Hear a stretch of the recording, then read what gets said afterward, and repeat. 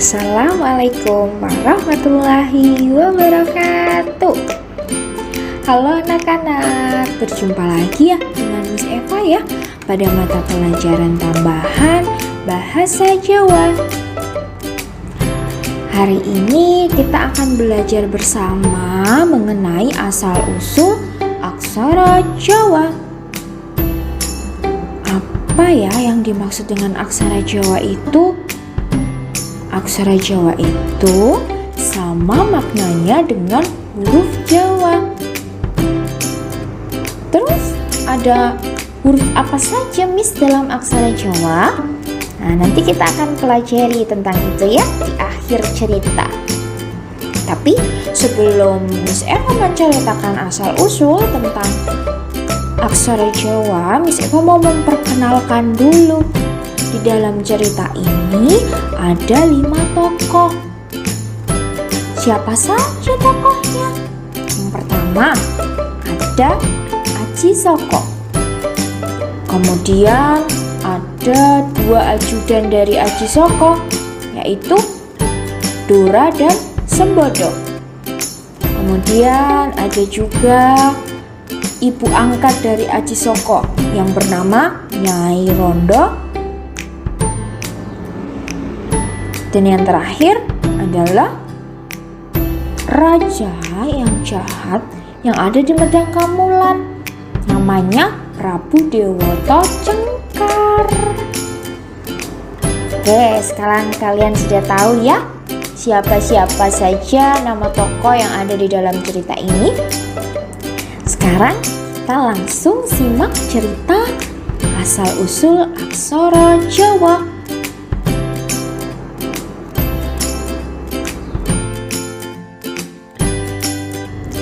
Aji Soko. Alkisah, hiduplah seorang raja yang bernama Aji Soko. Ia mempunyai 2 orang abdi yang sangat setia, yang bernama Dora dan Sembodo. Suatu hari, mereka bertiga melakukan perjalanan ke tanah Jawa. Suatu perjalanan yang sangat jauh dan melelahkan. Di tengah perjalanan, kapal mereka singgah di sebuah pulau yang bernama Pulau Majete. Di pulau itu, mereka bertiga beristirahat untuk menghilangkan rasa lelah. Mereka harus beristirahat dan mengumpulkan tenaga sebelum berlayar kembali ke Pulau Jawa. Silakan Tuan, semua ini untuk Tuan, kata Dora kepada Aji Soko. Terima kasih, kalian juga harus makan ya, kata Aji Soko kepada Dora dan Sembodo. Baik Tuan, jawab Dora dan Sembodo secara serentak.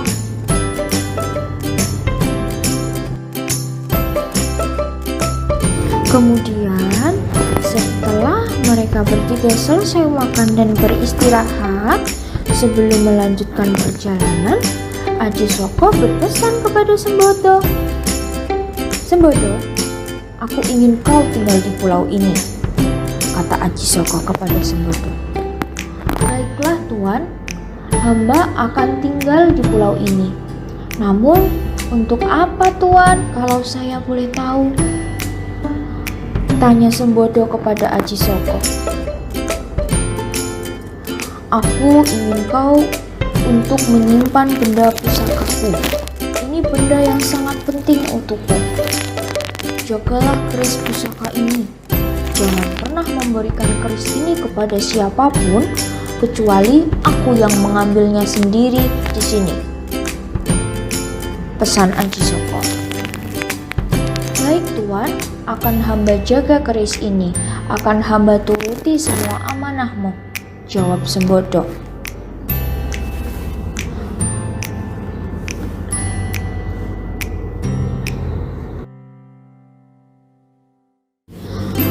Maka Aji Soko pun melanjutkan perjalanan ke Pulau Jawa bersama Dora. Sementara Sembodo tinggal di Pulau Majeti sendirian. Selalu akan kujaga pusaka ini, Tuan Ajisaka. Semoga Tuan selalu diberikan keselamatan dan perlindungan dari Yang Kuasa selama perjalanan, gumam Sembodo ketika melihat kapal Ajisaka dan Dora mulai berlayar meninggalkan Pulau Majeti. Berhari-hari Ajisaka dan Dora mengarungi lautan, siang dan malam. Akhirnya mereka pun tiba di Medang Kangulan, sebuah daerah di tanah Jawa.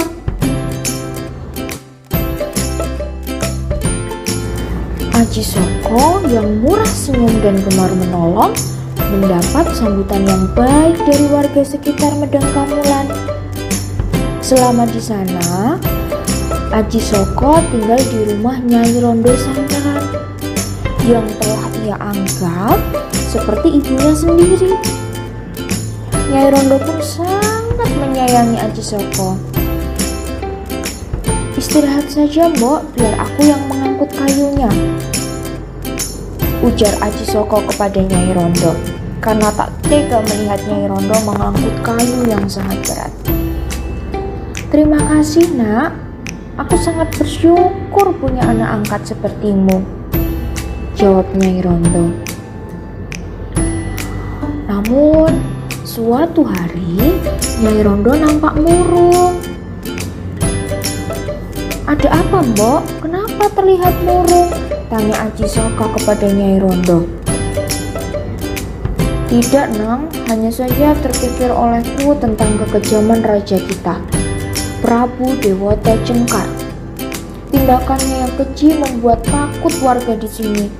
Sudah banyak sekali yang menjadi korbannya," jawab Nyai Rondo. "Tenang saja, Mbok. Besok akan kutemui dia. Akan kuberinya pelajaran," jawab Ajisaka sembari menahan emosi. "Tapi, Nang," ujar Nyai Rondo mencoba menahan Ajisaka. "Jangan meragukanku, Mbok. Aku cukup kuat dan sakti," imbuh Ajisaka.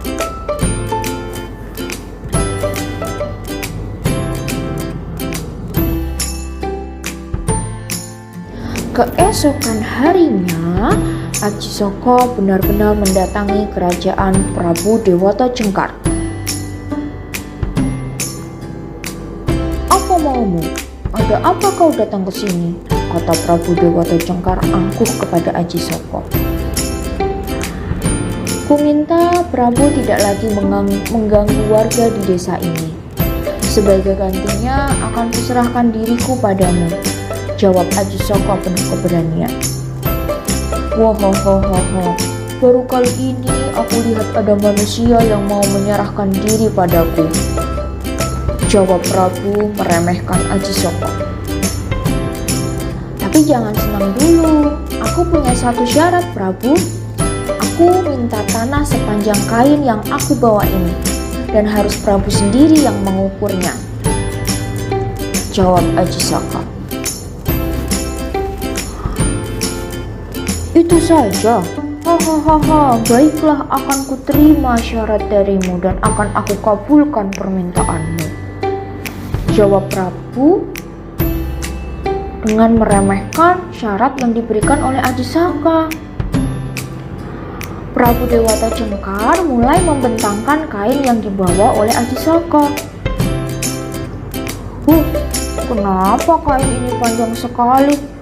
Seolah tak punya batas," gumam Prabu Dewata Cengkar. Tanpa ia sadari, selama mengukur kain yang dibawa oleh Ajisaka, Prabu Dewata Cengkar telah melangkah hingga tepian jurang.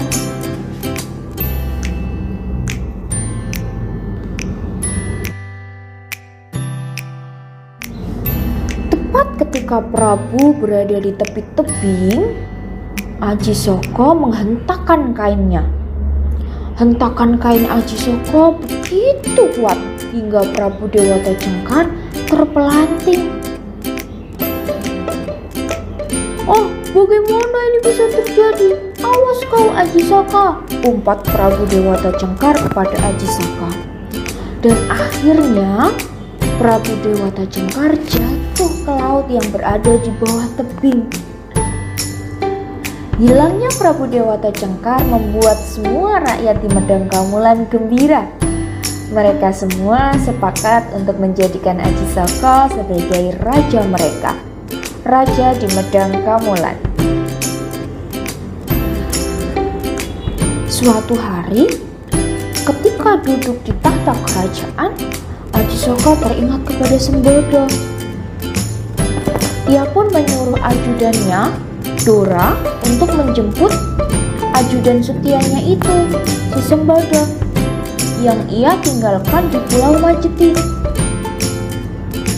"Dora, jemputlah Sembodo, ajaklah kemari dan bawalah pusakaku kembali ke sini," perintah Ajisaka kepada sang Dora.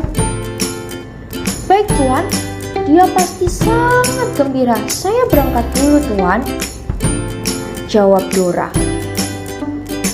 Kemudian Ajisaka berpesan, "Pastikan kamu pulang bersama Sembodo ya Dora." Tak lama setelah diberi perintah untuk menjemput Sembodo dan keris pusakanya, Dora pun segera berlayar menuju Pulau Majeti untuk melaksanakan perintah dari Ajisaka.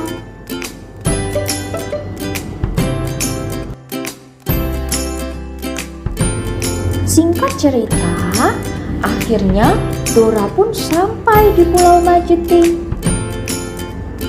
Sembodo melihat dari tepian pantai. "Oh, siapakah itu gerangan?" "Kak Sembodo," teriak si Dora. "Walah, Dora rupanya," jawab Sembodo. "Kak Sembodo, aku kesini atas perintah Tuan Ajisaka untuk menjemput Kak Sembodo dan juga keris pusaka milik Tuan Ajisaka," ucap Dora kepada Sembodo untuk menjelaskan tujuan kedatangannya. "Maaf Dora, aku harus menolak ajakanmu. Tuan Ajisaka dulu bilang jika dia sendiri yang akan mengambil keris pusakanya, dan aku tidak diperkenankan memberikan pusaka itu ke siapapun selain kepada Tuan Ajisaka," jawab Sembodo dengan tegas. "Tapi Kak, aku datang ke sini atas perintah Tuan Ajisaka," jawab Dora. "Tapi aku juga diperintah Tuan Ajisaka untuk menjaga keris pusakanya hingga ia sendiri yang akan mengambilnya di sini. Aku tidak mungkin tidak menjalankan amanah yang diberikan oleh Tuan Ajisaka," imbuh Sembodo dengan tegas. Akhirnya mereka berdua terus berdebat. Keduanya adalah abdi yang sangat setia dan patuh terhadap rajanya. Masing-masing menjaga amanah dari Tuan Ajisaka. Hingga akhirnya pertarungan dua pendekar itu tak terhindarkan. Karena mereka berdua sama-sama kuat, akhirnya mereka berdua sama-sama gugur.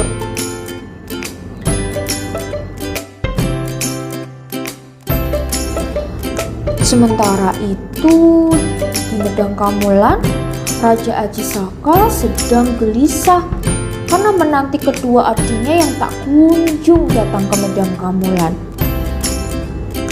Karena kedua abdinya tak kunjung pulang, akhirnya Ajisaka memutuskan untuk menjemput kedua ajudannya di Pulau Majeti. Namun, sesampainya di Pulau Majeti, Ajisaka terkejut karena mengetahui kedua ajudan yang setia itu telah tewas. Ajisaka sangat menyesal karena telah menimbulkan pertengkaran dari kedua ajudannya. Ia pun berdoa kepada Tuhan memohon ampun atas kesalahan dan kelalaiannya, serta meminta doa agar Tuhan berkenan mengampuni semua dosa kedua abdinya.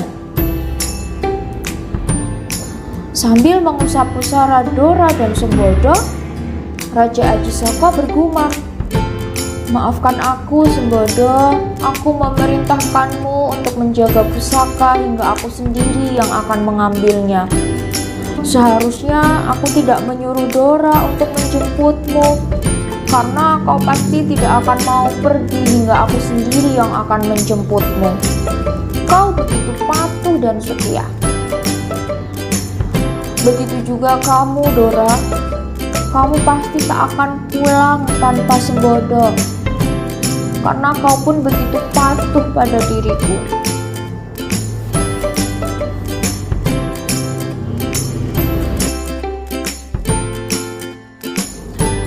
Untuk mengenang kedua ajudannya tersebut, Ajisaka membuat puisi dengan bunyi Hono Coroko, yang berarti ada utusan.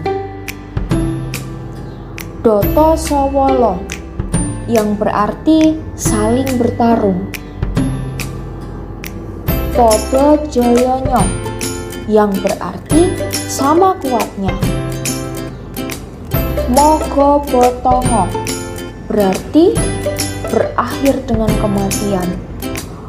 Puisi itu ditulis dengan huruf yang aneh dan dijadikan 4 baris dan dipisah tiap suku katanya. Huruf yang aneh tersebut itulah yang akhirnya kita kenal sebagai aksara Jawa atau huruf Jawa. Jadi menurut cerita, itulah asal-usul dari aksara Jawa yang kita kenal sekarang, Nak. Coba kita hitung bersama, ada berapa aksara Jawa itu? 1 Ho, 2 No, 3 Co, 4 Ro, 5 Ko. Ada 5 pada baris pertama. Kemudian kita lanjutkan pada baris kedua. Ada Do untuk aksara ke-6, ada To untuk aksara ke-7, ada So untuk aksara ke-8, ada Wo untuk aksara ke-9, dan ada Lo untuk aksara ke-10. Kita lanjutkan lagi ke baris ketiga. Ada Po untuk aksara ke-11, ada Do untuk aksara ke-12, ada Jo aksara ke-13, Yo aksara ke-14, dan Nyo untuk aksara ke-15. Kita lanjut ke baris terakhir, yaitu Mo untuk aksara ke-16, Go untuk ke-17, Bo untuk ke-18, To untuk ke-19, dan Ngo untuk yang terakhir, yaitu 20 untuk aksara ke-20.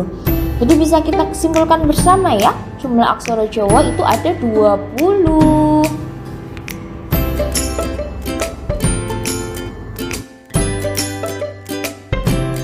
Sekarang kita pelajari bersama, pesan moral apa yang bisa kita ambil dari cerita asal-usul aksara Jawa tadi?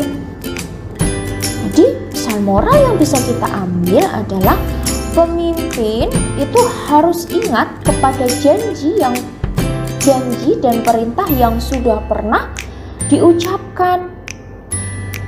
Jika janji dan perintah itu terlupakan, maka rakyatnya yang akan menjadi korban. Begitu ya.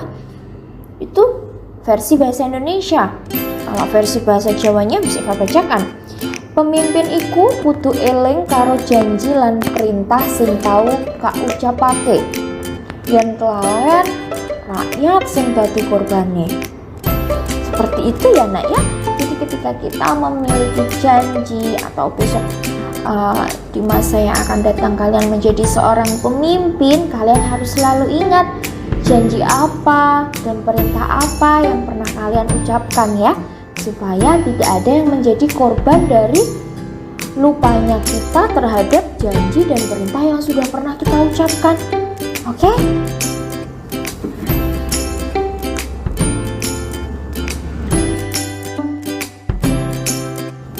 Oke, kalau begitu sampailah kita di penghujung pelajaran bahasa Jawa kali ini. Di layar sudah terlihat ada geladan atau latihan yang harus kalian kerjakan. Di situ ada 3 soal, nak. Sebutno tokoh ing cerita asal-usul aksara Jawa. Tadi sudah Miss Eva jelaskan di depan. Miss Eva sudah sebutkan di depan, kan? Kemudian nomor 2, aksara Jawa cacahe ono piro. Nah, tadi juga sudah kita bahas bersama ya, nak ya.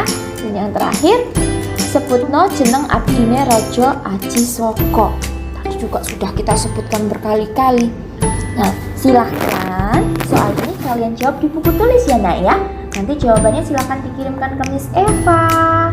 Semoga tidak ada kesulitan dalam mengerjakan latihan soal yang Miss Eva berikan.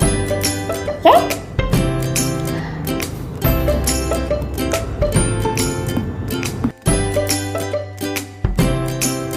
Kalau begitu, Miss Eva ucapkan terima kasih kepada kalian anak-anak baik, anak-anak hebat yang sudah mau belajar bersama Miss Eva mengenai asal-usul aksara Jawa. Semoga materi yang kita pelajari hari ini bermanfaat ya, nak ya. Oke, tetap semangat anak-anak, jangan lupa dikerjakan tugasnya. Sampai jumpa pada pelajaran bahasa Jawa pertemuan berikutnya. Wassalamualaikum warahmatullahi wabarakatuh.